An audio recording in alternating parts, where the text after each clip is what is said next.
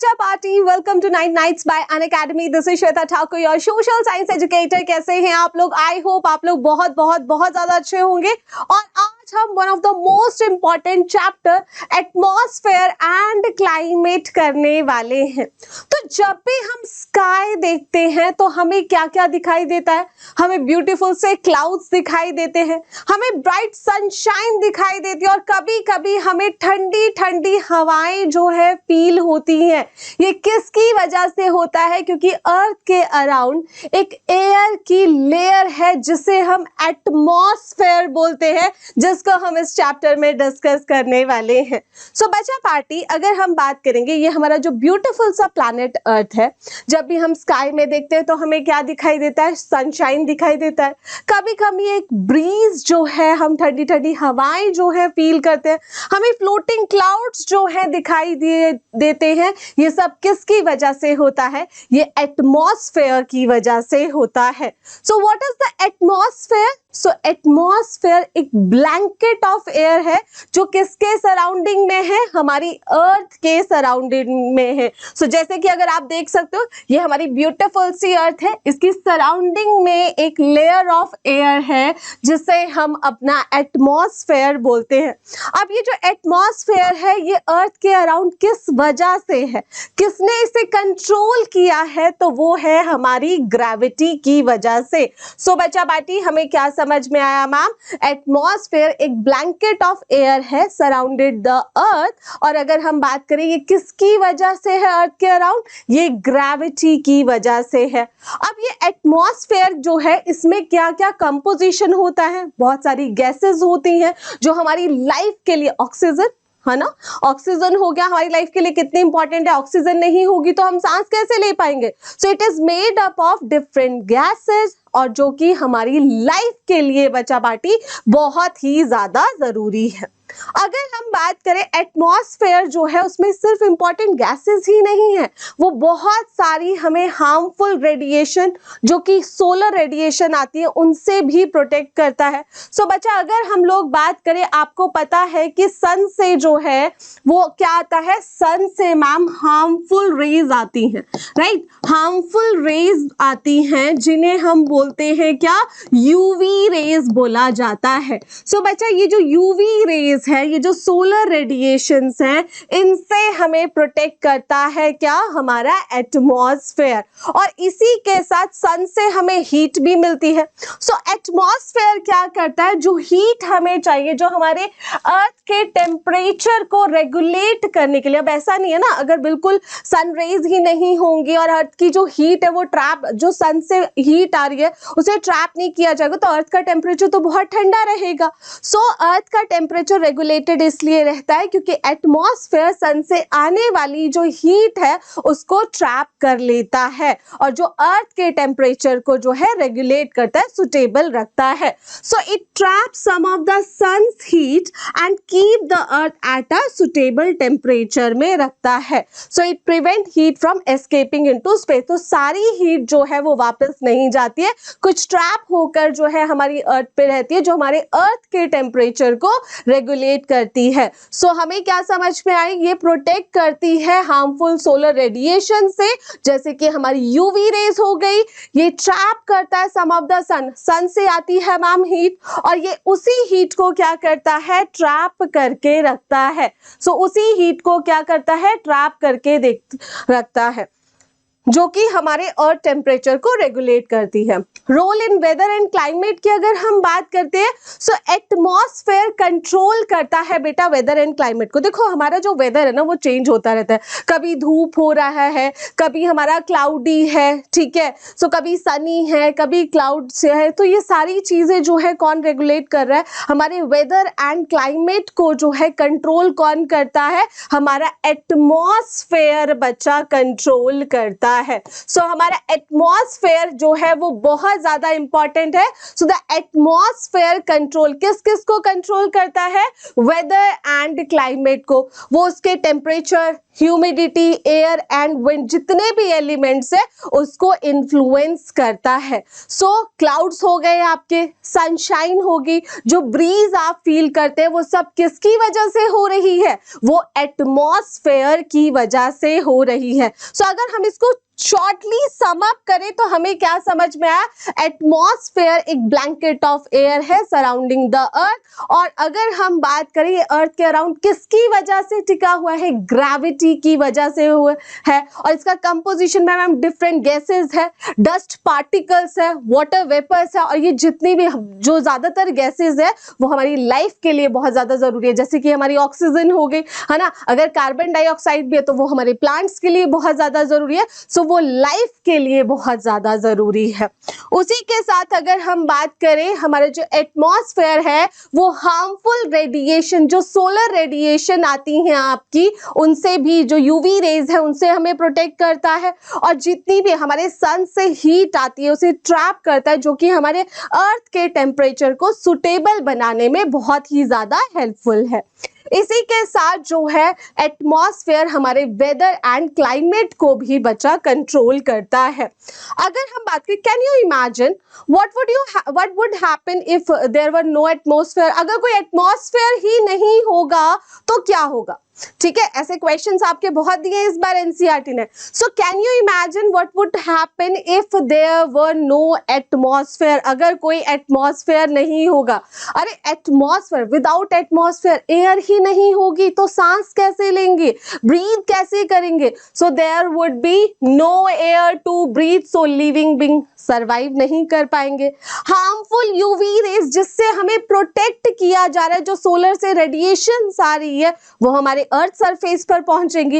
Earth would become extremely hot during the day और extremely cold जो है night के टाइम पीरियड में हो जाएगा। सो अगर एटमॉस्फेयर नहीं होगा तो हमारा जो सर्वाइवल है वो भी नहीं होगा। क्यों? क्योंकि हमारे पास एयर नहीं होगी, हार्मफुल यूवी रेज जो है अर्थ तक पहुंच रही है, जो कि बहुत ज्यादा हमारे लिए अच्छी नहीं होती है। अर्थ जो है एक्सट्रीमली दिन के टाइम में बहुत हॉट है, रात के टाइम में बहुत ज्यादा जो है कोल्ड हो जाएगा। सो ये चीजें जो है हमें देखने को मिलेंगी। There would be no clouds, wind नहीं होगा, रेन नहीं होगा, वेदर एंड क्लाइमेट बच्चा एग्जिस्ट नहीं करेंगे। So many plants, animals and human जो है would not be able to live on earth, वो नहीं रह पाएंगे। So the atmosphere is essential for life because ये हमें क्या प्रोवाइड करता है? ये हमें एयर प्रोवाइड कराता है, जो हमें प्रोटेक्ट करती है किससे? हार्मफुल रेडिएशन से। अर्थ के टेम्परेचर को रेगुलेट करता है, टेम्परेचर को रेगुलेट करता है एंड वेदर जो है क्रिएट करता है। लेकिन अगर हमारे पास एटमॉस्फेयर नहीं होगा तो हमारा सर्वाइवल भी नहीं हो पाएगा। क्लाउड्स नहीं होंगे, विंड नहीं होगी, रेन नहीं हो गई, हमारे पास एयर नहीं होगी ब्रीथ करने के लिए, तो हमारे पास कुछ भी नहीं होगा। सो भाई एटमॉस्फेयर हमारे लिए बहुत ज्यादा इंपॉर्टेंट है। सबसे इंपॉर्टेंट अब जहां से हमारा चैप्टर स्टार्ट होता है कि भाई कंपोजिशन ऑफ द एटमॉस्फेयर। हमें एटमॉस्फेयर समझ आ गया, ये हमारे अर्थ के अराउंड एक लेयर ऑफ अर्थ, एक ब्लैंकेट है जो हमारे लिए बहुत ज्यादा इंपॉर्टेंट है।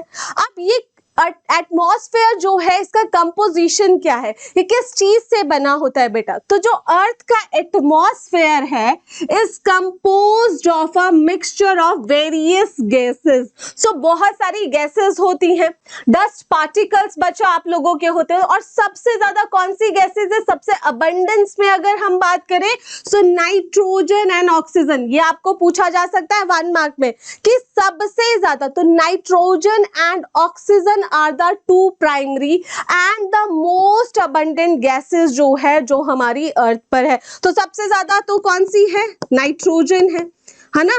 तो बच्चा पार्टी अगर आपसे कोई पूछे तो सबसे ज्यादा तो नाइट्रोजन है एंड सेकेंड नंबर पे है हमारी ऑक्सीजन, राइट। तो सेकेंड नंबर पे हमारी ऑक्सीजन है। उसी के साथ अगर हम बात करें सो अदर गैसेस भी छोटे छोटे अमाउंट्स में प्रेजेंट है, जैसे कि कार्बन डाइऑक्साइड हो गया, आर्गन हो गया, हीलियम हो गया, नियॉन हो गया। सो ये सारी गैसेस भी हमारे जो है स्मॉल अमाउंट्स में प्रेजेंट है। लेकिन सबसे ज्यादा कौन सी है? नाइट्रोजन एंड ऑक्सीजन जो है सबसे ज्यादा अबंडेंट में मैम अवेलेबल है हमारे पास।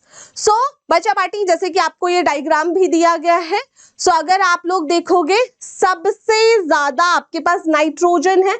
आपको इस तरीके के डायग्राम भी रीड करने आने चाहिए। सो नाइट्रोजन कितना है? 78% मैम हमारे पास नाइट्रोजन है। 21% बच्चा आपके पास ऑक्सीजन है। उसके बाद आर्गन आता है 0.93, देन कार्बन डाई, और बाकी अदर जितनी भी गैसेस हम पढ़ रहे हैं वो अदर 0.03% है। सो एटमॉस्फेयर मिक्सचर ऑफ गैसेस तो है ही है, हमारा नाइट्रोजन हो गया, ऑक्सीजन हो गया, कार्बन डाइऑक्साइड हो गया आप लोगों का, बाकी जितनी भी हाइड्रोजन, हीलियम, सभी गैसेस तो है। साथ में और क्या होता है? वाटर वेपर्स होते हैं, डस्ट पार्टिकल्स भी होते हैं। सो द एटमॉस्फेयर, अगर आपसे कंपोजिशन ऑफ एटमॉस्फेयर पूछा जाएगा, अगर मुझसे कोई पूछेगा, सो इसमें क्या क्या है मैम? मिक्सचर ऑफ गैसेस है, राइट बच्चा? सो मिक्सचर ऑफ गैसेस जो है वो है आप लोगों का। इसमें सबसे ज्यादा अबंडेंस में कौन सी है? सो मैम नाइट्रोजन है एंड ऑक्सीजन है। तो सबसे ज्यादा अबंडेंस में हमारे पास नाइट्रोजन एंड ऑक्सीजन है। उसके साथ साथ क्या है? वाटर वेपर भी है। सो वाटर वेपर्स भी हैं हमारे पास, और साथ में हमारे पास डस्ट पार्टिकल्स भी हैं। सो ये सभी चीजें कहाँ पे प्रेजेंट है? हमारे एटमॉस्फेयर में प्रेजेंट है, राइट? तो ये सभी चीजें हमारे mixture of gases, water vapour and dust particle जो है हमारे एटमॉस्फेयर का कंपोजिशन है। और सबसे अबंडेंस में ma'am nitrogen and oxygen present है। उसी के साथ अगर हम बात करें, सो ये डायग्राम आप लोगों ने देख लिया, this is the composition of the atmosphere बच्चा। अब सबसे इंपॉर्टेंट, कंपोजिशन तो समझ में आ गया, अब बात करते हैं स्ट्रक्चर ऑफ द एटमॉस्फेयर की। सो एटमॉस्फेयर जो है बच्चा वो हमारा डिफरेंट डिफरेंट लेयर्स में ऑर्गेनाइज है, ठीक है? सो ये जो लेयर है उनके टेम्परेचर और डेंसिटी, जैसे जैसे ऑल्टीट्यूड, जैसे जैसे हम हाइट पर जाते हैं उसी हिसाब से जो है इनका टेम्परेचर एंड डेंसिटी चेंज होती है, और उसी के अकॉर्डिंग जो है हमारी लेयर ऑफ एटमॉस्फेयर भी चेंज होती है। So the atmosphere is arranged in different layers में ऑर्गेनाइज है, and these layer defined on the basis of किस के बेसिस पे? Changes temperature and density with the increasing altitude. जैसे जैसे सी लेवल से हमारी हाइट जो है बढ़ती जाती है, उसी के बेसिस पर इनकी डेंसिटी एंड टेम्परेचर के बेसिस पर जो है हमने इन लेयर्स को डिफाइन किया है। सो एयर डेंसिटी सबसे ज्यादा कहां पे होती है? एयर की जो सबसे ज्यादा डेंस कहां पर होती है आपके? This line is very very important. So air density जो है हाईएस्ट होती है नियर द अर्थ सरफेस। सो बच्चा जो हमारा अर्थ सरफेस है वहां पे सबसे ज्यादा हाईएस्ट होती है एयर डेंसिटी, और जैसे जैसे हम ऑल्टीट्यूड पे जाते हैं, हाइट पे जाते हैं, ये डिक्रीज होती जाती है। सो अगर हम बात करें स्ट्रक्चर ऑफ द एटमॉस्फेयर की, किस किस के बेसिस पर है? टेम्परेचर और डेंसिटी जो है वो डिसाइड करते हैं लेयर का, राइट? सो एयर डेंसिटी जो है वो हाईएस्ट कहां पे होती है? अर्थ सरफेस के पास, एंड एयर डेंसिटी डिक्रीज करती है विद द ऑल्टीट्यूड, जैसे जैसे हम हाइट पर जाएंगे सी लेवल से, सो ऑल्टीट्यूड के अकॉर्डिंग जो है। सो द मीन अगर हम बात करें सी लेवल जो है वहां पे ऑल्टीट्यूड क्या होगा? 0 होगा, राइट? चलिए, सो अगर हम लोग बात करें सबसे पहली and the most important layer, troposphere. भाई हमारे लिए तो बहुत इंपॉर्टेंट है, हमारा सर्वाइवल हम इसी लेयर पर रहते हैं भाई, एयर जो हमें चाहिए वो भी यहीं पर है। सो हमारी जो लाइफ एक्टिविटीज है वो तो ट्रोपोस्फेयर में ही हो रहे। सो बच्चा पार्टी जो सबसे important and the first layer है वो है आपकी troposphere. So the troposphere is the lowest, सबसे लोएस्ट जो अर्थ सरफेस के बिल्कुल पास में है, and the most important layer of the atmosphere. So हमारे एटमॉस्फेयर की जो फर्स्ट लेयर है, सबसे लोएस्ट एंड जो सबसे जो अगर हम बात करें इंपॉर्टेंट, वो आपकी ट्रोपोस्फेयर है। और इसकी एवरेज हाइट कितनी होती है बच्चा? तो 12 किलोमीटर तक। सो इसकी एवरेज हाइट जो है वो आपके 12 किलोमीटर तक कंसीडर की जाती है। अब आपको पता है टेम्परेचर तो जैसे जैसे हम ऑल्टीट्यूड में जाएंगे इंक्रीज होगा, टेम्परेचर आपका डिक्रीज होता जाता है। अब इसी लेयर में क्या है? वो एयर है जिसे हम ब्रीथ करते हैं। हम तो रहते ही इस लेयर में है ना, हम तो ट्रोपोस्फेयर का पार्ट है। So most of the water vapours and clouds are found है। तो ज्यादातर जो आप वाटर वेपर्स देखते हैं, आप क्लाउड्स देखते हैं, वो आपको यहीं पर ट्रोपोस्फेयर में ही देखने को मिलते हैं। और जितने भी वेदर फिनोमिना, जितने भी हमारी वेदर फिनोमिना हो रहे हैं, वो भी आपको यहीं पर देख, सच जैसे कि बारिश हो रही है, फॉग हो गया, धुंध हो गया है, आपके ओले पड़ रहे हैं, हेल्स हो रहे हैं। सो सारे फिनोमिना आपको इसी लेयर में देखने को मिलते हैं। दोबारा से हम ट्रोपोस्फेयर को सम अप करेंगे तो ट्रोपोस्फेयर जो है lowest and the most important layer of the atmosphere है बच्चा। एवरेज हाइट कितनी है? अबाउट 12 किलोमीटर जो है एवरेज हाइट है। टेम्परेचर जैसे जैसे ऑल्टीट्यूड इंक्रीज होगा मैम, टेम्परेचर डिक्रीज करता जाएगा। सिमिलरली इसी लेयर में क्या है? वो एयर है जिसे हम ब्रीथ करते हैं। Most of the water vapours and clouds जो है यहाँ पाए जाते हैं। अब आपसे कोई क्वेश्चन करे कि जितने भी हमारे वेदर फिनोमिना होते हैं वो हमारे कौन सी लेयर में होते हैं? सो वो ट्रोपोस्फेयर में, जैसे कि आपका रेनफॉल हो गया, आपका फॉग है, आपका हेल है, ये सभी फिनोमिनास जो है वो आपके ट्रोपोस्फेयर जो आपकी फर्स्ट लेयर है बच्चा, वहां पर होते हैं। उसी के साथ आती है हम सो द ट्रोपोस्फेयर एंड स्ट्रेटोस्फेयर। देखो सेकंड जो लेयर है वो आपकी स्ट्रेटोस्फेयर है। सो ट्रोपोस्फेयर के बाद कौन सी लेयर आती है? स्ट्रेटोस्फेयर आती है।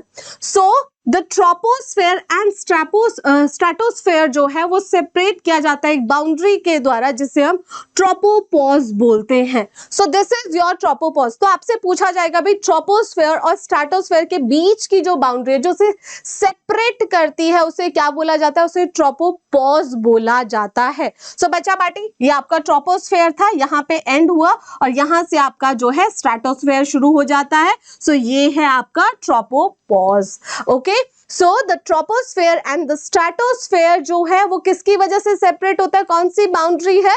ट्रोपोपॉज है। सो ट्रोपोस्फेयर के बारे में हमने क्या सीखा? ट्रोपोस्फेयर जो है लोएस्ट एटमॉस्फेरिक लेयर है, वेयर वी लिव, जहां हम रहते हैं, और almost all the weather phenomena जो है बच्चा वो आपके इसी लेयर में होते हैं। So troposphere is the lowest atmosphere layer जहां पे हम रहते हैं, और सारे वेदर फिनोमिना, चाहे आपका रेनफॉल हो गया, फॉग हो गया, सारी चीजें यहीं पर आपकी होती हैं। तो नेक्स्ट आता है स्ट्रेटोस्फेयर। तो सेकंड इंपॉर्टेंट लेयर जो है बेटा वो है बच्चा पार्टी आपकी स्ट्रेटोस्फेयर। सो ये रहा आपका stratosphere. So the stratosphere is the layer above the troposphere. So troposphere के बाद सेकंड लेयर हमारी कौन सी आ गई है? स्ट्रेटोस्फेयर आ गया। अब ये कहां तक है? देखो ट्रोपोस्फेयर कहां तक थी मैम? ये तो थी 12 किलोमीटर तक, और आपकी स्ट्रेटोस्फेयर कहां तक है? ये आपके 50 अर्थ से लेकर 50 किलोमीटर तक एक्सटेंड होती है बच्चा।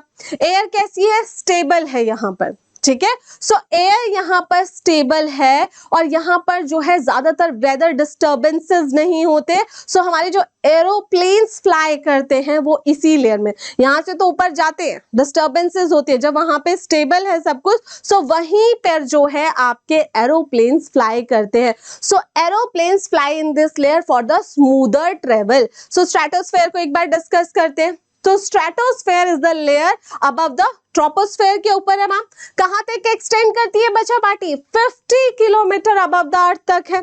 एयर कैसी है यहाँ पर, स्टेबल है एंड फ्री फ्रॉम मैम किसी भी तरीके की यहाँ पे most of the weather disturbances नहीं होती है। सो हमारे जो एरोप्लेन्स हैं वो इसी लेयर में फ्लाई करते हैं। सो आपसे 1 मार्क में क्वेश्चन पूछा जा सकता है भाई कि एरोप्लेन्स कौन सी लेयर में फ्लाई करते हैं, तो stratosphere is the right answer. देखो दिख भी रहा है आपको एरोप्लेन, है ना। चलो सो इसी के साथ एक और इंपॉर्टेंट फीचर है इस लेयर का, इसमें है हमारी ozone layer.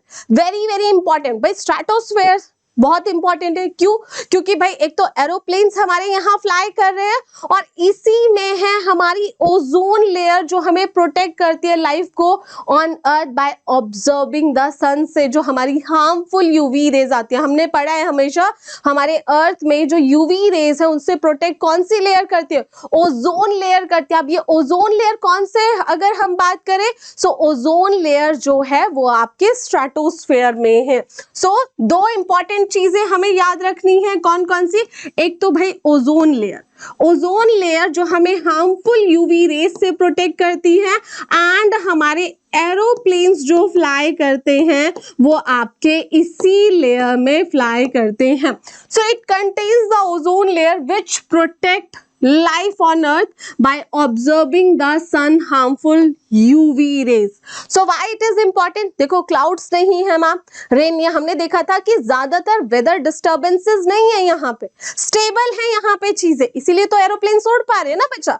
So no clouds, rain नहीं है, स्टॉर्म्स नहीं है, सो सेफ एंड स्मूथ है मैम एयरक्राफ्ट फ्लाइंग के लिए, ठीक है। सो ये एयरक्राफ्ट फ्लाइंग के लिए अच्छे, और इसमें हमारी ओजोन लेयर भी है। तो अब इसके बाद जो होता है स्ट्रेटोस्फेयर, और अगली जो लेयर है वो है आपकी मीजोस्फेयर। इसके बीच की जो बाउंड्री लाइन है उसे हम क्या बोलते हैं, उसे स्ट्रेटोपॉज बोला जाता है। सो स्ट्रेटोस्फेयर और आपके मीजोस्फेयर के बीच की जो बाउंड्री लाइन है उसे स्ट्रेटोपॉज बोला जाता है। So the boundary between the stratosphere and mesosphere is called stratopause, इसे बोलते हैं। तो स्ट्रेटोस्फेयर के बारे में हमने क्या सीखा, स्ट्रेटोस्फेयर है हमारी सेकेंड लेयर ट्रोपोस्फेयर के बाद, atmosphere that contain the ozone layer and provide करती है स्मूदर कंडीशन किसके लिए, एरोप्लेन फ्लाइट्स के लिए, है ना, हमारे प्लेन्स जाते हैं यहां से। चलिए उसके बाद आता है मीजोस्फेयर बेटा। तो ट्रोपोस्फेयर हो गया 12 किलोमीटर तक आपका, उसके बाद स्ट्रेटोस्फेयर हो गया 50 किलोमीटर तक। अब आता है हमारा मीजोस्फेयर। सो मीजोस्फेयर जो है third layer of the atmosphere है, लोकेटेड अबव द स्ट्रेटोस्फेयर के ऊपर है मैम, और ये 80 किलोमीटर तक एक्सटेंड करती है। सो ये कहां तक है बच्चा बाटी, ये आपके 80 किलोमीटर तक एक्सटेंडेड है। So temperature decrease as altitude increase, देखो ये लाइन तो आप सबको पता है, जैसे जैसे टेम्परेचर जो है ऑल्टीट्यूड इंक्रीज होता है तो हमारा टेम्परेचर जो है वो डिक्रीज करता जाता है। So it is one of the coldest layer of the atmosphere. So हमारे एटमॉस्फेयर की जो कोल्डेस्ट लेयर है वो आपकी मीजोस्फेयर है। So it is one of the coldest layer है हमारे एटमॉस्फेयर की, ये आपको याद रखना है। और जो हमारे मेटेराइट्स हैं जो स्पेस से आते हैं वो यहीं पर मीजोस्फेयर में आकर ही बर्न करते हैं, राइट। सो वो कहाँ पे आके बर्न करते हैं, सो आपके मेटेराइट्स जो है वो आपके मीजोस्फेयर में आकर ही बर्न करते हैं, इनको चार्ज मिलता है जिसकी वजह से ये क्या होते हैं, यहाँ पे बर्न हो जाते हैं। So most of the meteorites entering from the space burn up in the mesosphere में बर्न होते हैं। सो मीजोस्फेयर के बारे में हमने क्या देखा कि मीजोस्फेयर जो है मैम वो हमारी थर्ड मोस्ट इंपॉर्टेंट लेयर है बच्चा, ठीक है, हमारे एटमॉस्फेयर की, where temperature decrease with the height. Most meteoroids जो है बर्न अर्थ सरफेस में पहुंचने से पहले इसी लेयर में बर्न करते हैं, जो हमें दिखते भी हैं। सो मेटेरॉइड्स जो है हमारे मीजोस्फेयर में बच्चा आपके बर्न करते हैं। नेक्स्ट इंपॉर्टेंट लेयर है आपकी thermosphere. So thermosphere is the layer above the mesosphere. So mesosphere के ऊपर जो हमारी लेयर है ये आपका मीजोस्फेयर है 80 किलोमीटर तक बचा। उसके बाद जो आपकी लेयर आती है वो आपकी थर्मोस्फेयर है। अब थर्मोस्फेयर 80 किलोमीटर से लेकर 700 किलोमीटर अबव द अर्थ है। जैसे जैसे ऑल्टीट्यूड इंक्रीज होता है बेटा, तो इसमें अगर हम बात करें आपका टेम्परेचर भी इंक्रीज होता है। गैस मॉलिक्यूल्स जो है इस लेयर में वो ऑब्जर्व करते, जो सन से आने वाली एक्स रेज और आपकी जो शॉर्ट वेव यूवी रेज होती हैं उनको ऑब्जॉर्ब करते हैं। सो थर्मोस्फेयर किसके ऊपर है? मीजोस्फेयर के है। इसका जो अगर हम बात करें कहां तक एक्सटेंडेड है, 80 किलोमीटर से 700 किलोमीटर तक है। टेम्परेचर इंक्रीज होता है विद द ऑल्टीट्यूड एंड साथ में इसमें जो गैस मॉलिक्यूल्स है वो ऑब्जॉर्ब करते हैं सन से आने वाली X rays and short wave UV rays को ऑब्जॉर्ब करते हैं। उसी के साथ अगर हम बात करें हमारा जो रेडियो ट्रांसमिशन होता है, जो रेडियो वेव्स जो है रिफ्लेक्ट बैक होती हैं वो इसी थर्मोस्फेयर से होती हैं। सो बच्चा अगर हम बात करें हमारा ये रेडियो ट्रांसमीटर है, यहां से हमारी रेडियो वेव्स गई, अब थर्मोस्फेयर का पार्ट है आइनोस्फेयर, वहां से ये टकराएंगी और ये रेडियो वेव्स जो है बाउंस बैक करेगी अर्थ में, और जो रेडियो रिसीवर्स हमारे घरों में है वहां तक ये हम तक पहुंचेगी। सो अगर हम लोग बात करें सो रेडियो का जो ट्रांसमीटर है, अगर हम बात करें ये रेडियो वेव्स आइनोस्फेयर से ही टकरा के वापस आपके घरों तक पहुंचती है, जो कि किसका पार्ट है? हमारे थर्मोस्फेयर का पार्ट है। So it also help with the radio transmission by reflecting radio waves transmitted from the earth back toward it. Ionosphere किसका पार्ट है? सो आइनोस्फेयर जहां पे आपकी रेडियो वेव्स जो है रिफ्लेक्ट हो रही है वो ही आपके थर्मोस्फेयर का पार्ट है। So ionosphere is the part of thermosphere. Additionally एक बहुत ब्यूटीफुल फिनोमिना जिसे हम नॉर्दर्न एंड सदर्न लाइट्स भी बोलते हैं, जिसे अरोरास भी बोला जाता है, वो भी आपके थर्मोस्फेयर में ही होते हैं। सो अगर हम लोग बात करें सबसे पहले अरोरा होता क्या है? सो द वर्ड अरोरा जो है वो आपके लैटिन वर्ड डाउन से लिया गया, डॉन से लिया गया, जिसे मॉर्निंग लाइट भी बोला जाता है। So it is named after the Roman goddesses जो है अरोरा, उनके नाम पर है। सो अगर हम बात करें अब क्या होता है, हमारा जो सन है वो रिलीज करता है चार्ज पार्टिकल जिसे हम सोलर विंड बोलते हैं। सो हमारे सन ने क्या रिलीज किया? चार्ज पार्टिकल रिलीज किए जिसे हम लोग क्या बोलते हैं? सोलर विंड्स बोलते हैं। अब ये पार्टिकल्स किसकी साइड ट्रैवल कर रहे हैं? ये अर्थ की साइड ट्रैवल कर रहे हैं। जो अर्थ की मैग्नेटिक फील्ड है ये इनको किसकी टुवर्ड्स लेकर जा रही है? नॉर्थ पोल और साउथ पोल की साइड लेकर जा रही है। सो मैग्नेटिक फील्ड जो है अगर हम बात करें सो मैग्नेटिक फील्ड जो है अर्थ की वो इनको कौन सा डायरेक्शन दे रही है? नॉर्थ पोल एंड आपके साउथ पोल का। सो अगर हम बात करें ये जो पार्टिकल्स हैं यहाँ पर बच्चा ये कोलाइड करते हैं। आपको पता है हमारे एटमॉस्फेयर में क्या है? बहुत सारी गैसेस हैं, ऑक्सीजन है, नाइट्रोजन है, तो डिफरेंट डिफरेंट गैसेस है।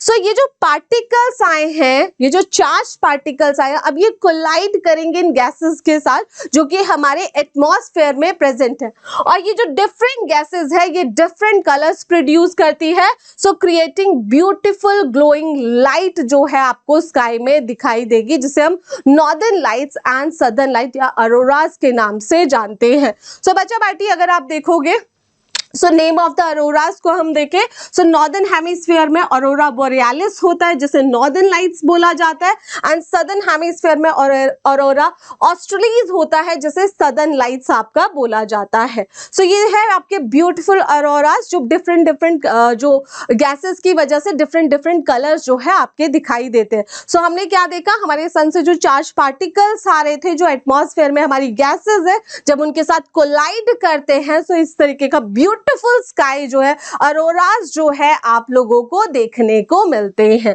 सो ये थर्मोस्फेयर का पार्ट है। अब उसके बाद आता है हमारा एक्सोस्फेयर।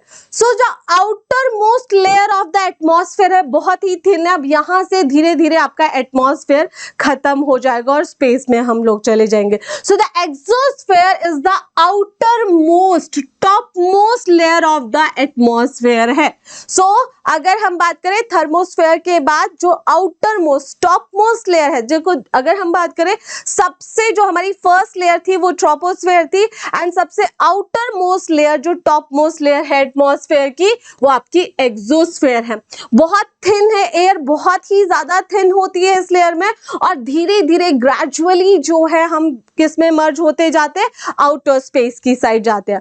अब इस स्फीयर में अगर हम बात करें दो गैसेस बहुत इंपॉर्टेंट है। सो इसमें light gases like helium and hydrogen आपको देखने को मिलती है बच्चा पार्टी। सो अगर हम बात करें एक्सोस्फेयर आउटर मोस्ट और top most layer of the atmosphere है, एयर बहुत थिन होती है इस लेयर में, और ग्रेजुअली जो है धीरे धीरे हम किसके साथ, आउटर स्पेस के साथ जो है ये मर्ज हो जाता है, और इसमें light gases like helium and hydrogen हम लोगों को देखने को मिलती है। सो हमने जो है अगर हम बात करें स्ट्रक्चर ऑफ एटमॉस्फेयर देखा, जिसमें हमारे पास पहली लेयर थी ट्रोपोस्फेयर, ठीक है, देन उसके बाद स्ट्रेटोस्फेयर, देन उसके बाद मीजोस्फेयर, थर्मोस्फेयर, और उसके बाद जो सबसे बाहर आउटर मोस्ट लेयर है हमारी एक्सोस्फेयर है। सो ये हमारा स्ट्रक्चर था किसका, हमारे एटमॉस्फेयर का।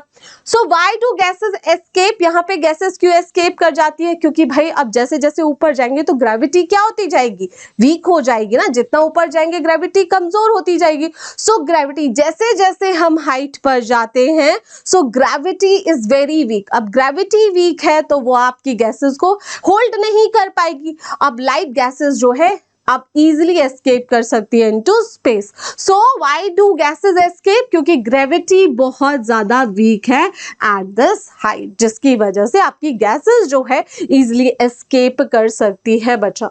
अब नेक्स्ट टॉपिक आता है हमारा weather and climate, very very important phenomena. Weather की अगर हम बात करते हैं, so weather means day to day, हर एक घंटे, अगर हम बात करें डे टू डे भी अलग है, hour to hour condition of हमारे एटमॉस्फेयर की जो होती है उसे हम वेदर बोलते हैं बेटा। जैसे कि अभी हमने देखा सुबह रेनी था, बाद में सनी हो गया, थोड़ी देर बाद विंड्स चलने लगी तो विंडी है, तो कुछ घंटों में भी आपका वेदर जो है वो चेंज हो जाता है। डे टू डे और hour to hour condition of the atmosphere होती है, उसे हम वेदर बोलते हैं। जैसे कि आज रेनी है, ठीक है, या थोड़ी देर पहले जो है वेदर रेनी था, उसके बाद थोड़ी सी सनी, मतलब सन दिखाई दिया, सनी हुआ, विंडी, क्लाउडी, फॉगी, तो ये सब क्या है, these are the examples of weather आपके। तो रेनी है, सनी है, विंडी है, क्लाउडी है, फॉगी। सो वेदर का मतलब है डे टू डे या फिर hour to hour condition of atmosphere. ये बहुत फ्रीक्वेंटली चेंज होता है। So weather changes frequently, daily और इवन आर्ली बेसिस पर भी आपका चेंज होता है। आप स्कूल जा रहे थे, आपने देखा आज थोड़ा क्लाउडी है, ठीक है, थोड़ी देर बाद रेनी हो गया, बारिश होने लगी, आपने देखा थोड़ी देर बाद सन भी आ गया, सनी हो गया। सो इस तरीके से वेदर आर्ली बेसिस पर भी आपका बहुत फ्रीक्वेंटली जो है बच्चा वो आपका चेंज होता है। उसी के साथ क्लाइमेट की अगर हम बात कर लेते हैं, तो climate is the average weather condition of a place over a long period of time, usually 30 years और मोर। सो क्लाइमेट बहुत स्लोली चेंज होता है।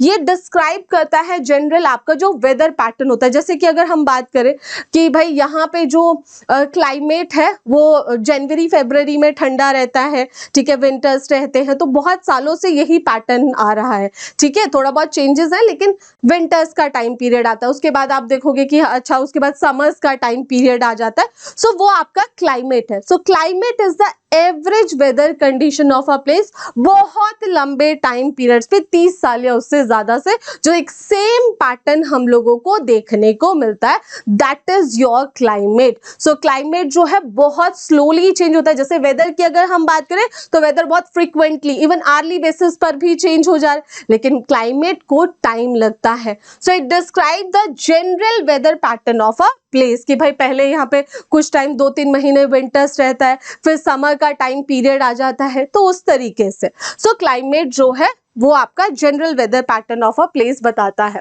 अब वेदर एंड क्लाइमेट को जो है बेटा, जो मेजर एलिमेंट्स इन्फ्लुएंस करते हैं वो आपका टेम्परेचर है, प्रेसिपिटेशन है, ह्यूमिडिटी है, विंड है एंड एटमॉस्फेरिक प्रेशर है। तो सबसे पहले टेम्परेचर की बात करते हैं। सो टेम्परेचर अगर हम लोग बात करें, change change during the day and through out the year. आपको पता है डे के अकॉर्डिंग भी और थ्रू आउट द ईयर भी टेम्परेचर जो है आपका चेंज होता है। डेज आपको पता है कि आपको पता है सनशाइन करता है तो डेज कैसे होते हैं, वार्मर होते हैं, ठीक है, सनलाइट की वजह से। तो days are warmer than nights because of किसकी वजह से बच्चा, सनलाइट की वजह से। समर कैसी होती है, हॉटर होती है। विंटर्स जो है वो आपकी कैसी है, आपको पता है ठंडी होती है। So the sun energy received by earth जो है हमें इंसोलेशन बोलते हैं। सो अगर हम बात करें सन से एक एनर्जी आती है, मतलब एक हीट एनर्जी आती है जिसे हम क्या बोलते हैं, इंसोलेशन बोला जाता है। So the incoming solar energy from the earth from the sun intercepted, जिसे अर्थ जो है पकड़ के रखता है, जो उसे हम लोग क्या कहते हैं, उसे हम लोग जो है इंसुलेशन कहते हैं। सो अगर देखिए एरियाज नियर द इक्वेटर, देखो इक्वेटर के पास ना बेटा बिल्कुल सीधी सीधी स्ट्रेट जो है सनलाइट फॉल होती है। सो यहाँ पे मैक्सिमम सनलाइट आपको देखने को मिलेगी। सो बच्चा अगर हम बात करें एरियाज जो नियर द इक्वेटर होते हैं, अब इसको डायग्राम से समझते हैं। सो एरियाज जो नियर द इक्वेटर होते हैं वहां पे जो आपकी सनलाइट है वो डायरेक्टली जा रही है। अगर हमारी सनलाइट यहाँ पर डायरेक्टली जा रही है तो यहाँ पे अगर आपको पता है गर्मी ज्यादा होगी, है ना, तो सनलाइट यहाँ पे ज्यादा वार्मर रहेगा। So areas near the equator receive करते हैं मैक्सिमम सनलाइट बचा। As we move towards the pole sunlight जो है इंटेंस होती जाती है क्योंकि स्लेंट होती जाती है। सो अगर हम लोग बात करें, अगर आप यहाँ देखोगे तो जैसे जैसे हम इस डायरेक्शन में जाते हैं पोल्स की साइड, सो हमारी जो सनलाइट है वो स्लेंट होती जाती है। तो जिसकी वजह से जो है यहाँ पे वो जो हमारे अगर हम बात करें फ्रीज जोन जो है आपका रहता है, राइट। सो अगर हम हीट जोन्स की बात करें तो हमारे 3 तरीके की हीट जोन्स होते हैं। एक आपका टॉरिड जोन होता है, एक आपका टेम्परेट जोन होता है और आपका फ्रीज्ड जोन होता है बच्चा। सो अगर हम बात करें, आपको पता है इक्वेटर के पास जो है आपके ट्रॉपिक ऑफ कैप्रिकॉर्न से लेकर ट्रॉपिक ऑफ कैंसर तक का जो पार्ट है, ये वाला जो एरिया है इसे टॉरिड जोन बोला जाता है, राइट। इसे टॉरिड जोन बोला जाता है। ये सबसे वार्मर एरिया होता है क्योंकि यहाँ पे जो सन रेज है वो बिल्कुल डायरेक्ट है, राइट। यहाँ पे जो है आपकी सनरेज बिल्कुल डायरेक्ट होती है। देन उसके बाद आपके ट्रॉपिक ऑफ कैंसर से लेकर आर्कटिक सर्कल तक एंड ट्रॉपिक ऑफ कैप्रिकॉर्न से लेकर आपके अंटार्कटिक सर्कल तक ये आपके टेम्परेट जोन होते हैं जहाँ पे जो है आपका मॉडरेट जो है क्लाइमेट रहता है। और उसके बाद जो आपका पोल वाला एरिया है आर्कटिक सर्कल से लेकर नॉर्थ पोल तक एंड देन अंटार्कटिक सर्कल से लेकर साउथ पोल तक, क्योंकि यहाँ पर सनरेज जो है वो स्लेंट में आ रही है, उनको आने में टाइम लग रहा है, तो ये आपके जो है वो कोल्डेस्ट जोन्स होते हैं जिसे हम फ्रीज जोन भी बोलते हैं। दोबारा से इसको देखें तो देखिए बच्चा बहुत सिंपल है। अगर हम हीट जोन में अपने अर्थ को डिवाइड करें तो 3 तरीके के जोन आएंगे। सबसे पहले आएगा टॉरिड जोन। तो टॉरिड जोन की अगर हम बात करें सो ट्रॉपिक ऑफ कैंसर से ट्रॉपिक ऑफ कैप्रिकॉर्न और ये इक्वेटर वाला जो ये पार्ट है, यहाँ पे हमारी सनरेज मैम डायरेक्ट होती हैं। सो यहाँ पे सनरेज कैसी है बच्चा, बिल्कुल डायरेक्ट है। क्योंकि बिल्कुल डायरेक्ट है तो यहाँ पर जो है आपका बहुत ज्यादा वार्म होगा, तो सबसे वार्मर यही एरिया होते हैं। देन ट्रॉपिक ऑफ कैंसर से लेकर आपका आर्कटिक सर्कल वाला जो पार्ट है ये आपके टेम्परेट जोन है, और यहाँ से लेकर ट्रॉपिक ऑफ कैप्रिकॉर्न से अंटार्कटिक सर्कल वाला ये आपका साउथ टेम्परेट जोन है। सो यहाँ पे आपके क्लाइमेट थोड़े मॉडरेट रहते हैं कंपैरेटिवली। देन उसके बाद जो है हमारे सबसे कोल्डेस्ट रीजन आते हैं जिन्हें हम फ्रीज्ड जोन बोलते हैं। आपके आर्कटिक सर्कल से लेकर नॉर्थ पोल तक एंड अंटार्कटिक सर्कल से लेकर साउथ पोल तक आपके फ्रीज्ड जोन है। सो इस तरीके से जो है टेम्परेचर के अकॉर्डिंग इंपैक्ट पड़ता है। देन सेकंड आता है ह्यूमिडिटी। देखो वाटर जो है आपकी रिवर से, लेक से, सी से एंड लैंड से वो क्या होता है, इवेपोरेट होता है कि नहीं होता है, बिल्कुल होता है। सो वाटर जो है आपको पता है इवेपोरेट होता है, हमारा हाइड्रोलॉजिकल साइकिल जो है वो चलता रहता है। सो वाटर हमारे रिवर से, लेक से, सी से, लैंड से इवेपोरेट होता है और क्या बन जाता है, वाटर वेपर बन जाता है। अब ये वाटर वेपर किसके साथ मिक्स हो जाते हैं, ये water vapour of course air के साथ मिक्स होंगे। So the amount of water vapour present in the air, इसे हम क्या बोलते हैं कि कितना अमाउंट ऑफ वाटर वेपर हमारे एयर में प्रेजेंट है उसे हम ह्यूमिडिटी बोलते हैं, जिसे क्या बोला जाता है, ह्यूमिडिटी। सो बच्चा party, so water from rivers, lakes, seas and land जो है वो इवेपोरेट होता है। सो इवेपोरेट होके क्या बनता है, वाटर वेपर जो है बनते हैं। अब ये जो वाटर वेपर है ये किसके साथ मिक्स होता है, ये वाटर वेपर आपका मिक्स होता है। सो ये वाटर वेपर जो बने, जो हमारे लेक्स वगैरह से, रिवर से गए, और ये किसके साथ मिक्स होगा, ये आपके एयर के साथ मिक्स हो जाएगा। और इसी को the amount of water vapour, कितना amount of water vapour present है आपके एयर में, वही आपकी क्या है, ह्यूमिडिटी है, राइट। उसे हम क्या बोलते हैं, ह्यूमिडिटी जो है आपका बोला जाता है। सो वार्म एयर जो है can hold more water vapour. So जो वार्म एयर होती है वहां पे ज्यादा वाटर वेपर होते हैं। सो ह्यूमिडिटी जो है इंक्रीज होती है हॉट डेज पे। आपने देखा है गर्मी होती है फिर आपको चिपचिपापन भी फील होता है। सो वार्म एयर जो है उसमें ज्यादा वाटर वेपर जो है वो होल्ड करके रखता है, जिसकी वजह से ह्यूमिडिटी इंक्रीज होती है हॉट डेज पे। So high humidity makes clothes dry slowly and cause a sweaty uncomfortable feeling. आपको पता है गर्मियों में ऐसे चिपचिपाहट, जब वेपर ज्यादा होते हैं, जब ह्यूमिडिटी ज्यादा होती है, सो क्लोथ्स को ड्राई होने में भी टाइम लगता है, ठीक है। और आप बहुत ज्यादा स्वेटी, बहुत ऐसे आपको पसीना फील होता है, आप कंफर्टेबल फील नहीं करते, बहुत चिपचिपी टाइप की गर्मी जो है उस टाइम पे होती है। सो मैं ह्यूमिडिटी को दोबारा से एक्सप्लेन करियो। So water from the rivers, lake, seas जो है वो आपके इवेपोरेट होते हैं और वो वाटर वेपर कहलाते हैं ma'am.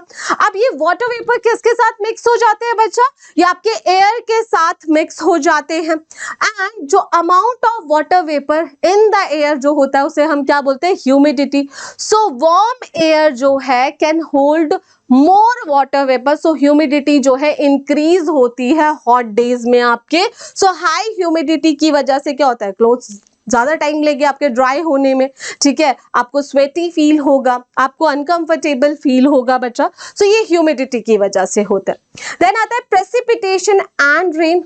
Precipitation occur when water vapour in the atmosphere, वो क्या हो जाते हैं, कंडेंस हो जाते हैं और फिर आपके वही रेन के फॉल में, देखो वेपर्स बने, वो आपके एटमॉस्फेयर में आए, वो आपके वाटर वेपर है, देन वो कंडेंस हुए, कंडेंस होने के बाद वो रेन फॉर्मेट में आपका क्या होंगे, नीचे आपके पास जो है वापस आएंगे रेन के फॉर्म में अर्थ पे। So precipitation occur when water vapour in the atmosphere condenses and fall to the earth. अब देखो ये किसी फॉर्म में ड्रिजल, आपकी हल्की हल्की बारिश के फॉर्म में भी ऐसे हल्की हल्की बूंदाबांदी, बहुत ड्रिजल तो बहुत अच्छी भी लगती है लोगों को। देन रेन प्रॉपर जो आपकी बारिश होती है, स्नो के फॉर्म में आते सकते हैं, स्लीट के फॉर्म में, स्लीट होता है ओले के साथ साथ, हेल्स के साथ साथ जब आपकी बारिश होती है, दैट इज योर स्लीट हो गया, हेल्स आपके ओले हो गए। सो किसी भी फॉर्म में भाई वो वापस आ सकती है। सो इट इंक्लूड्स ड्रिजल हो गया आपका, रेन हो गया बेटा, स्नो हो गया, स्लीट हो गया या हेल, किसी भी फॉर्म में जो है वो आपके नीचे आएंगे। So when mountain and season जो है वो आपके इफेक्ट करते हैं बच्चा प्रेसिपिटेशन को। When precipitation fall in liquid form, जब प्रेसिपिटेशन आपका लिक्विड फॉर्म में होता है इसे हम लोग रेन बोलते हैं। सो रेन क्या करती है, लोअर्स टेम्परेचर आपके रिचार्ज। अब आपको पता है कि बारिश हो जाती है तो हमें एक सेंस ऑफ रिलीफ मिलता है ना। सो बहुत गर्मी हो तो अच्छी खासी बारिश हो तो हमें क्या अच्छा फील होता है। सो रेन जो है लोअर करती है टेम्परेचर को, रिचार्ज करती है ground water, very very important, right. And long absence of rain जो है, अगर बहुत टाइम तक बारिश नहीं होती है तो आपका ड्राई क्लाइमेट भी होता है, हमारा एग्रीकल्चर, हर चीज जो है वो आपके इम्पैक्ट होती है। सो प्रेसिपिटेशन की अगर हम बात करते हैं, ये कब होता है, जो वाटर वेपर जो हमारे एटमॉस्फेयर में जब कंडेंस होते हैं and falls to the earth, तो आपका प्रेसिपिटेशन आपका होता है। इसमें आप लोगों का ड्रिजल भी हो सकता है, हल्की बूंदाबांदी हो गई, रेन प्रॉपर आपकी बारिश होगी, स्नो के फॉर्म में आ सकते हैं, स्लीट ओलों के साथ जब आपकी बारिश होती है, हेल्स हो गए, आपके ओले हो गए, तो किसी भी फॉर्म में जो है ये आपके अर्थ पे फॉल कर सकती है। विंड, माउंटेन एंड सीजन्स जो है वो आपका प्रेसिपिटेशन उसको अफेक्ट करता है। व्हेन प्रेसिपिटेशन जो है लिक्विड फॉर्म में होती है तो हम उसे क्या बोलते हैं, उसी को रेन बोला जाता है। एंड रेन तो हमारे लिए बहुत जरूरी है, हमारे फार्मर्स के लिए बहुत जरूरी है। सो रेन जो क्या करती है, लोअर करती है टेम्परेचर को, रिचार्ज करती है बेटा ग्राउंड वाटर को। एंड लॉन्ग एब्सेंस हो तो भाई आपका ड्रॉट भी हो सकता है, सूखा भी पड़ सकता है ना। सो ड्राई क्लाइमेट भी होता है। अब एटमॉस्फेरिक प्रेशर की अगर हम बात करें, so atmospheric pressure is the weight of air, आपका जो pressing on the earth surface, so it is highest. So atmospheric pressure आपका सबसे ज्यादा कहाँ पे होता है? सी लेवल पे, ठीक है। एंड जैसे जैसे ऑल्टीट्यूड इंक्रीज होता जाता है, जैसे जैसे आप हाइट पे जाओगे, सो आपका एटमॉस्फेरिक प्रेशर जो है बेटा वो आपका डिक्रीज किया जो होता जाता है। सो एटमॉस्फेरिक प्रेशर सबसे ज्यादा कहाँ पे होता है? तो सी लेवल पे आपका सबसे ज्यादा एटमॉस्फेरिक प्रेशर होता है, और ये डिक्रीज करता है जैसे जैसे आप ऑल्टीट्यूड या हाइट पर जाते हो। एंड इसी के साथ वार्म एयर जो है वो राइज करती है और एक लो प्रेशर एरिया क्रिएट करती है। जब भी कहीं गर्म हवाएं होंगी, वार्म एयर होगी, सो वो कहां जाएगी? अपवर्ड डायरेक्शन में जाएगी, और जिसकी वजह से एक लो प्रेशर एरिया क्रिएट होगा। एंड जब कोल्ड एरिया होगी तो वो सिंक करेगी और एक हाई प्रेशर एरिया बनाएगी। हमेशा याद रखना विंड कहां से कहां जाती है? सो आपके हाई प्रेशर से लो प्रेशर एरिया में जाती है, ठीक है। सो विंड्स कैसे फ्लो करती है? हमेशा हाई प्रेशर एरिया से, हाई प्रेशर एरिया से बचा लो प्रेशर एरिया में जाती है। सो लो प्रेशर एरिया में आपकी विंड जाती है। सो warm air rises and create करते एक लो प्रेशर एरिया, वहीं कोल्ड एयर सिंक करती है और क्रिएट करती है एक हाई प्रेशर एरिया। सो एयर कहाँ मूव करती है? जैसे कि मैंने आपको बताया, हमेशा हाई प्रेशर से लो प्रेशर एरिया की साइड जो है आपकी मूव करती है, लो, और वो आपके क्लाउड्स लेकर आती है। वेट वेदर हो गया, वाइल हाई प्रेशर जो है वो आपको क्लियर एंड सनी वेदर जो है वो लेकर आता है। तो इसको हम दोबारा से देखते हैं। सो एयर मूव कहाँ से कहाँ करती है? हाई प्रेशर से लो प्रेशर एरिया में बेटा आपकी जो एयर है मूव करती है।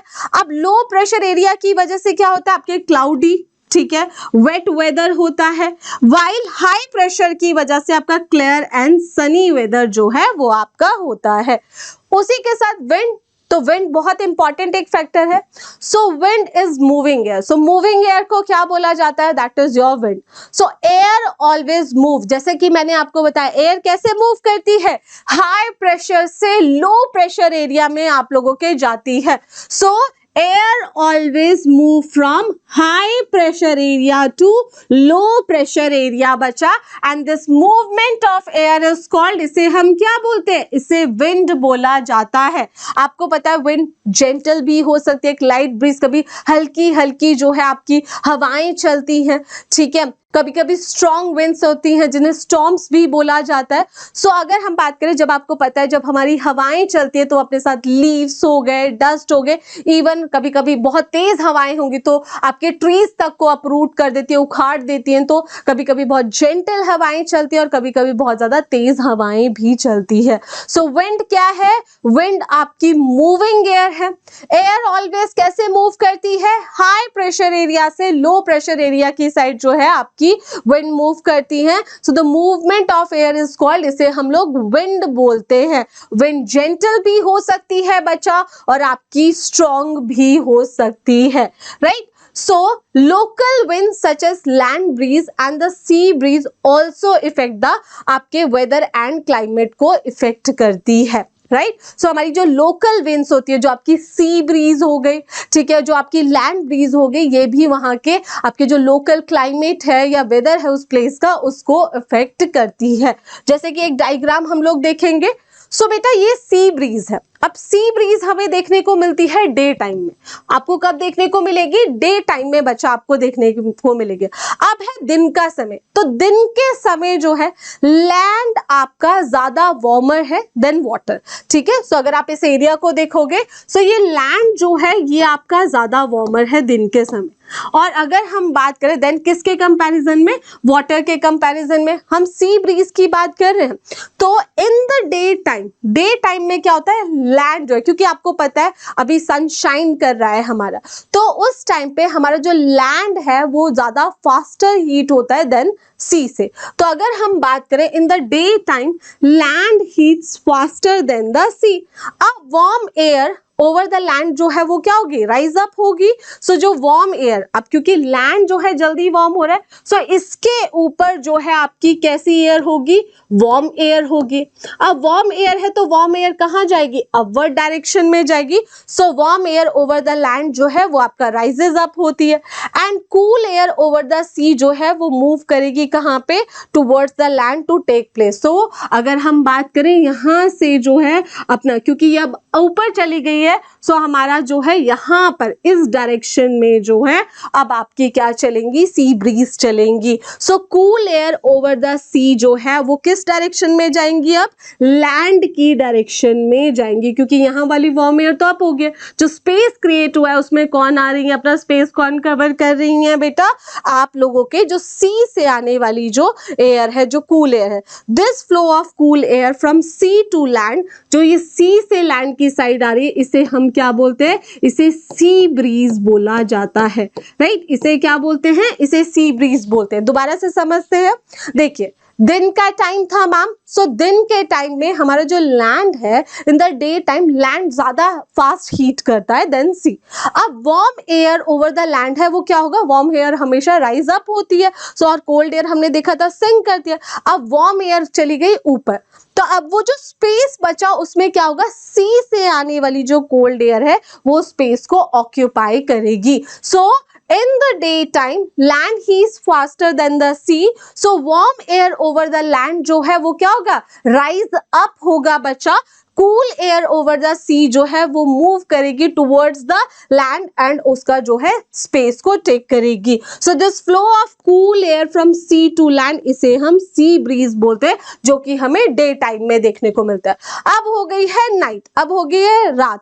सो water is warmer than the land here, so land breeze की अब हम बात करें, इन द लैंड नाइट की अगर हम बात करें, लैंड कूल्स फास्टर, अब लैंड बहुत तेजी से फास्ट हो रहा है than the sea. So cool air जो है वो ओवर द लैंड क्या होगी, अब वो सिंक डाउन, अब वो आ गई है नीचे। अब warm air over the sea जो है वो मूव करेगी towards the land to take the place. So warm air over the sea जो है वो मूव करेगी किसकी साइड, लैंड की side to take its place. So this flow of warm air, ये जो warm air from sea to land की side जो जा रही है उसे हम लोग क्या बोलेंगे, उसे लैंड ब्रीज जो है आपका बोला जाएगा। नाइट टाइम में क्या हुआ, लैंड कूल्स फास्टर देन सी। अब कूल एयर क्या करेगी, ओवर द जो लैंड है वो डाउन आ जाएगी। कूल एयर हमेशा क्या करती है, सिंक करती है, तो वो सिंक करेगी। So warm air over the sea जो थी अब वो किसकी साइड जा रही है, लैंड की साइड जा रही है, उसका प्लेस टेक करने के लिए। तो ये जो फ्लो ऑफ वार्म एयर है फ्रॉम सी टू लैंड बचा, इसे आपका लैंड ब्रीज बोला जाता है। So this is your land breeze. So अगर हम बात करें, हमने एलिमेंट्स जो है देखे हमारे एटमॉस्फेयर एंड क्लाइमेट के। अब सीजन्स की बात करते हैं भाई, आप सभी को पता है। So the climate of India can broadly be, अगर हम बात करें हमारा ट्रॉपिकल मॉनसून टाइप जो है क्लाइमेट है, और इंडिया का मेट्रोलॉजिकल डिपार्टमेंट के अकॉर्डिंग हमारे 4 सीजन है। वैसे तो हम 6 सीजन्स मानते हैं, लेकिन हमारे 4 सीजन है हमारे IMD के अकॉर्डिंग। तो सबसे पहले आता है आपका विंटर का सीजन। सो विंटर सीजन जो है वो आपका दिसंबर से लास्ट करके अर्ली अप्रैल तक बेटा माना जाता है। सो विंटर सीजन जो है वो कब से कब तक, आपको पता है दिसंबर से लेकर अर्ली आपके अप्रैल का जो टाइम पीरियड है उसे हम विंटर सीजन बोलते हैं। Coldest month of the year हम किसे कंसीडर करते हैं, आपके दिसंबर एंड जनवरी जो है इसे coldest month of the year में काउंट किया जाता है। So the coldest month of the year are December and January, जब आपका एवरेज टेम्परेचर नॉर्थ वेस्ट में 10 to 15 डिग्री इससे कम भी होता है, ठीक है। सो अगर हम बात करें हमारे यहाँ विंटर सीजन जो है वो दिसंबर से अर्ली अप्रैल तक लास्ट करता है बेटा, एंड हमारी जो कोल्डेस्ट मंथ है वो आपके दिसंबर एंड जनवरी है, जब एवरेज टेम्परेचर 10 से 15 डिग्री सेल्सियस हम लोगों को देखने को मिलता है। ओके, समर और प्री मॉनसून सीजन होता है हमारा। तो समर सीजन इन इंडिया जो है वो लास्ट करता है अप्रैल से जून तक, कभी कभी जुलाई तक भी जाता है। तो अगर हम बात करें, the summer season in India last from April to June up to July in north western India बेटा। सो अप्रैल, अगर हम बात करें अप्रैल को हम हॉटेस्ट मंथ के रूप में कंसीडर करते हैं। सो अप्रैल जो है हॉटेस्ट मंथ होता है, एक तो आपके वेस्टर्न एंड आपके सदर्न इंडिया में, राइट। सो अप्रैल जो है वो आपका हॉटेस्ट मंथ कंसीडर किया जाता है वेस्टर्न एंड सदर्न इंडिया में, एंड मई जो है आपका हॉटेस्ट मंथ है नॉर्दर्न इंडिया में। डिफरेंस है दोनों में। सो मई जो है हॉटेस्ट मंथ है कब? नॉर्दर्न इंडिया में। So during the summer temperature जो है कुछ पार्ट ऑफ इंडिया में 32 से 40 डिग्री सेल्सियस या उससे ज्यादा भी हो सकता है, उससे ज्यादा भी पहुंच जाता है आज के टाइम में। सो दिस सीजन इसे प्री मॉनसून सीजन भी बोला जाता है, क्योंकि इसके because it comes before the rainy season, क्योंकि मॉनसून सीजन से पहले का। तो समर और प्री मॉनसून सीजन दोनों इसी के नाम है, क्योंकि मॉनसून से पहले का टाइम पीरियड है। सो समर सीजन इन इंडिया जो है वो लास्ट करता है अप्रैल से जून अप टू बेटा अगर हम बात करें जुलाई तक। अप्रैल जो है हॉटेस्ट मंथ है वेस्टर्न एंड आपके सदर्न इंडिया में। मई जो है आपका हॉटेस्ट मंथ है नॉर्दर्न इंडिया में। उसी के साथ during the summer the temperature in most part of India 32 से 40 डिग्री सेल्सियस रहता है। The season is also called the, इसे प्री मॉनसून सीजन भी हम लोग बोलते हैं, क्योंकि इसके बाद जो है आपका रेनी सीजन जो है स्टार्ट हो जाता है। नेक्स्ट अगर हम बात करें monsoon season in India, so monsoon generally last June से लेके सितंबर तक का जो टाइम पीरियड है उसे मॉनसून सीजन। सो बच्चा आपका जून से लेके आपके सितंबर तक का जो टाइम पीरियड है वो आपका मॉनसून सीजन होता है। India is dominated bye south west monsoon wind जो है वो इंडिया को डोमिनेट करती है। दीज मॉइस्चर लेडन विंड्स जो है बिगिन टू स्प्रेड, मतलब ये इंडिया में स्प्रेड होने लग जाती है कब बेटा?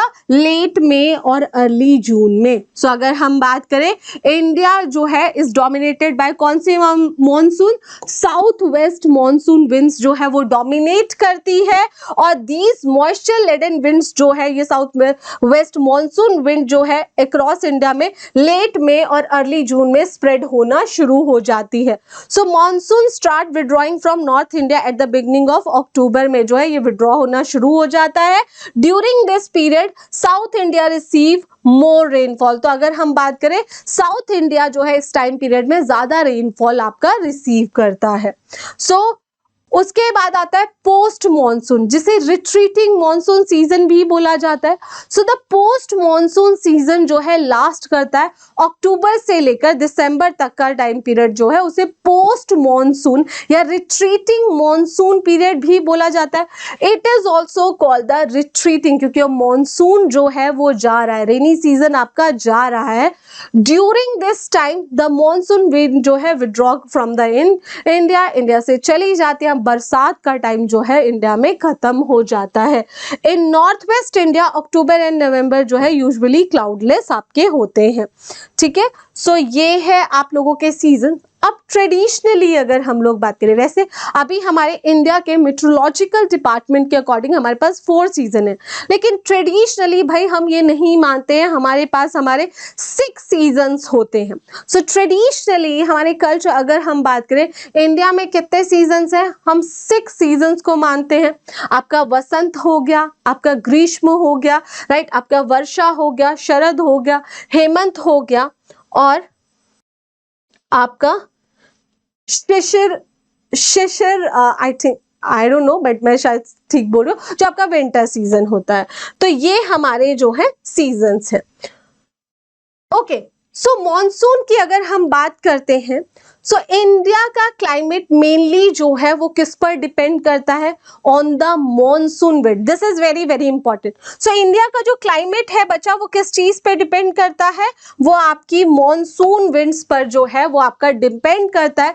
हमारे जो एंशियंट सेलर्स जो है उन्होंने नोटिस किया जो डायरेक्शन ऑफ विंड है, the direction of the wind change with the season. Season के साथ जो है डायरेक्शन ऑफ विंड जो है वो आपकी चेंज होती है।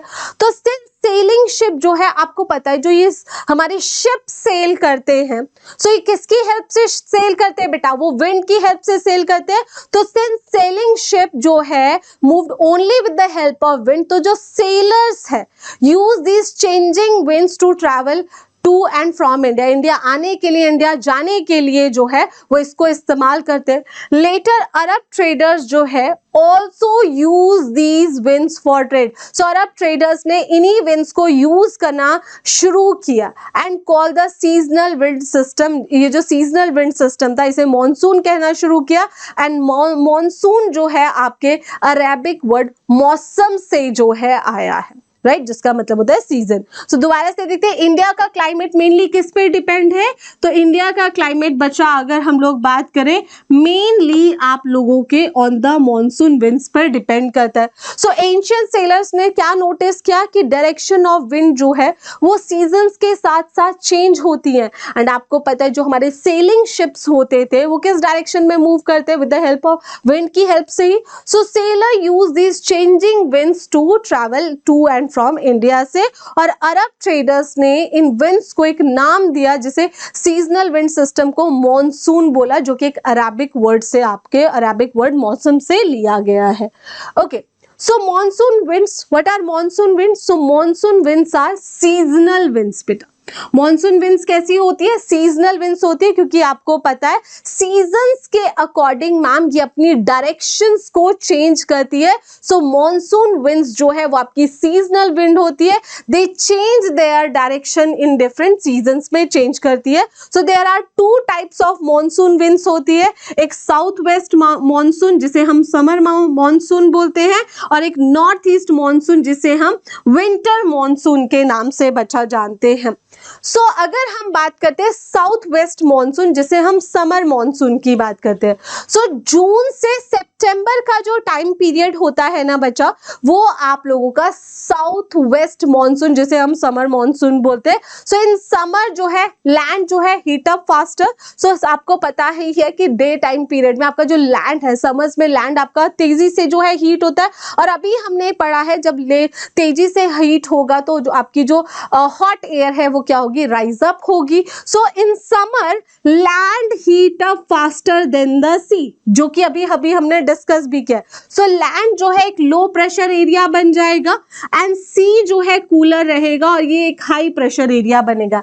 एंड अभी हमने डिस्कस किया था विंड कहां से कहां मूव करती है? हाई प्रेशर एरिया से लो प्रेशर एरिया की साइड मूव करती है। सो विंड जो है अब आपके सी से लैंड की साइड मूव करेगी। सो विंड मूव करेगी कहां से? हाई प्रेशर से लो प्रेशर एरिया में। So these wind carry moistures from the sea, क्योंकि हाई प्रेशर एरिया कौन सा है? सी है।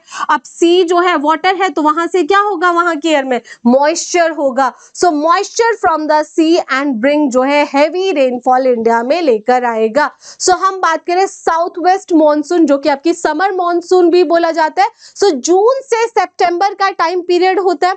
How does it happen in summer? आपको पता है मैम हमारा जो लैंड है वो बहुत तेजी से हीट होता है। अगर हीट होगा आपको पता है तो वो क्या होगा? हमारा जो है लैंड जो है high pressure area low pressure area यहाँ पे क्रिएट होगा। सी जो है रिमेन रहेगा, कूलर रहेगा, और वहां पे एक हाई प्रेशर एरिया बेटा आपका क्रिएट होगा। सो विंड जो है कहां से कहां मूव करती है? हाई प्रेशर एरिया से लो प्रेशर एरिया में आपके मूव करती हैं। एंड दीज विंड जो है वो अपनी साइड, क्योंकि ये सी के साइड से आ रही है, ये मॉइस्चर फ्रॉम द सी जो है अपने साइड लाएंगी, जिसकी वजह से हैवी रेनफॉल होता है आपके इंडिया में। अगर हम नॉर्थ ईस्ट मॉनसून जिसे विंटर मॉनसून बोलते हैं बच्चा, ये अक्टूबर से फरवरी का टाइम पीरियड होता है।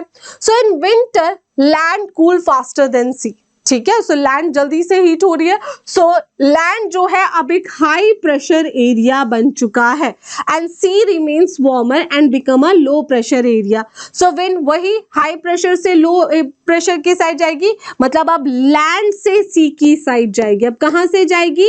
लैंड, क्योंकि आपका एक हाई प्रेशर एरिया है। सो लैंड से जो है वो आपके सी की साइड जाएगी, जो कि आपका एक लो प्रेशर एरिया है। So wind move from high pressure to low pressure pressure area. So wind blows from land to sea और they are mostly dry. So most part of India जो है very little rainfall होता है, क्योंकि अब कहाँ से कहाँ जा रही है, लैंड, और लैंड में मॉइस्चर नहीं होता है, बहुत कम होगा. सो लैंड से सी की साइड जा रही है तो बहुत ज्यादा लिटिल, क्योंकि अगर हम लोग बात करें हमारी साउथ वेस्ट मानसून में हमारा जो हाई प्रेशर से लो प्रेशर जो है वो सी से आपका लैंड की साइड है. सो सी से आपका मॉइस्चर भी आएगा जिसकी वजह से हैवी रेनफॉल बेटा आपका होगा. So wind blow from land to sea जा रही है. सो दे आर मोस्टली कैसी होगी, ड्राई होगी, क्योंकि वो लैंड की से सी की साइड जा रही है बेटा. So most part of India receive very very little rainfall, right. अब आते हैं हमारा climate change, very very important. Causes क्या है हमारे क्लाइमेट चेंज के? भाई देखो, क्लाइमेट को तो हम सभी को बचाना है, आपकी मेरी हम सबकी एक शेयर्ड रिस्पॉन्सिबिलिटी है. आपको पता है हम फॉसिल फ्यूल्स को बर्न करते हैं, आपका कोल हो गया, पेट्रोल हो गया, डीजल हो गया, हम अपने फॉरेस्ट को कट करें, ये जो डिफॉरेस्टेशन हो रहा है, इंडस्ट्रियल पॉल्यूशन हो रहा है, ये सभी की वजह से, इन सभी एक्टिविटीज की वजह से हार्मफुल गैसेस जो है हमारे एटमॉस्फेयर में, जिन्हें हम ग्रीन हाउस गैसेस भी बोलते हैं, वो देखने को मिलती है. जैसे कि आपका कार्बन डाइऑक्साइड हो गया बच्चा, आपका मीथेन हो गया, आपका नाइट्रस ऑक्साइड हो गया, वाटर वेपर्स जो है हम लोगों को देखने को मिलते हैं. And these gases trap the sun की हीट, और जिसकी वजह से आपका अर्थ क्या होता है, वार्मर होता है. And this is called green house effect, जिसकी वजह से क्या होगी, आपकी ग्लोबल वार्मिंग होगी. आपका जो अर्थ का टेम्परेचर है वो इंक्रीज हो रहा है, जो आप सभी को पता है. आप लोग इतने स्मार्ट हो, आप सभी को पता है अर्थ का टेम्परेचर इंक्रीज हो रहा है, जिसकी वजह से हमारी ग्लोबल वार्मिंग हो रही है. सो फॉसिल फ्यूल्स को बर्न करने की वजह से, डिफॉरेस्टेशन की वजह से, इंडस्ट्रियल पॉल्यूशन की वजह से हमारा जो, अगर हम बात करें हमारी सराउंडिंग्स में, हमारे एटमॉस्फेयर में ग्रीन हाउस गैसेस जैसे कि आपकी कार्बन डाइऑक्साइड हो गया, नाइट्रस ऑक्साइड हो गया, देन आपका मीथेन, ये सब जो है इनका लेवल बढ़ रहा है. सो दीज गैसेस जो है वो ट्रैप करती है अर्थ से आने वाली जो वार्मर, अगर हम लोग बात करें वार्म में हमारी जो अर्थ है उसको वार्मर बनाती हैं. सो ये जो गैस है वो सन हीट को ट्रैप करती हैं और हमारे अर्थ को वार्मर बनाती है, जिसे हम ग्रीन हाउस इफेक्ट बच्चा बोलते हैं. सो इफेक्ट ऑफ क्लाइमेट चेंज क्या होगा?